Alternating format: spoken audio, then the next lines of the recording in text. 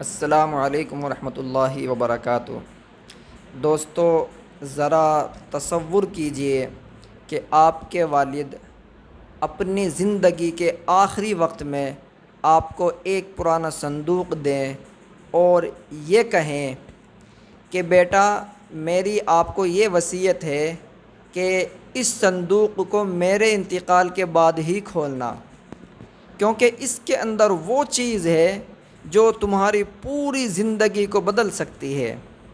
آپ کیا سوچیں گے کہ اس کے اندر سونا ہوگا یا چاندی ہوگی یا دولت ہوگی یا کوئی ایسا راز جو برسوں سے چھپا ہوا ہو اس کے اندر؟ آپ ظاہری طور پر صرف یہی سوچیں گے۔ آج کا قصہ ایک ایسے ہی بیٹے کا ہے، اور یقین مانیے جب اس نے اس صندوق کو کھولا تو اندر جو اس کے چیز تھی اسے دیکھ کر اس کی آنکھوں سے آنسو نکل پڑے۔ آئیے سنتے ہیں یہ دل کو چھو لینے والا قصہ۔ ایک چھوٹے سے شہر میں حاجی عبد الرحیم نام کے ایک بڑے نیک دل بزرگ رہتے تھے۔ ایک چھوٹی سی ان کی دکان تھی، آمدنی کوئی زیادہ نہیں تھی، لیکن ان کا دل بہت بڑا تھا۔ کوئی ضرورت مند ان کے پاس آتا تو وہ اس کی مدد کرتے۔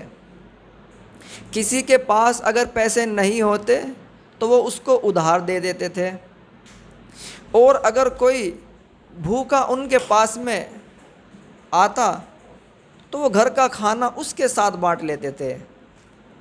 ان کا ایک ہی بیٹا تھا، اس کا نام تھا فیصل۔ فیصل جوان ہوا، اس کے دل میں بڑے خواب پیدا ہوئے۔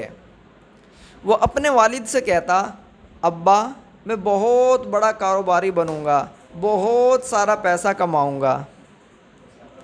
تو عبد الرحیم صاحب بڑے مسکرا کر کہتے، بیٹا، پیسہ کمانا کوئی بری بات نہیں ہے، مگر اتنا پیسہ کمانا کہ اس کے پیچھے بھاگتے بھاگتے اپنوں کو مت بھول جاؤ۔ فیصل اس وقت ان کی بات کو نہیں سمجھتا تھا۔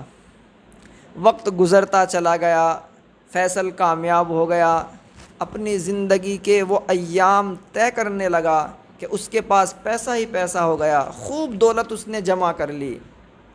مگر فیصل اپنے والد صاحب کی اس نصیحت کو بالکل بھول گیا۔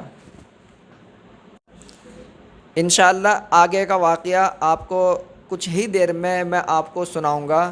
کچھ تقاضا آ گیا ہے، ہمارے ایک صاحب نے بولا ہے کہ ان کی طبیعت خراب ہو رہی ہے، ان کو لے کے مجھے ارجنٹ میں جانا پڑ رہا ہے۔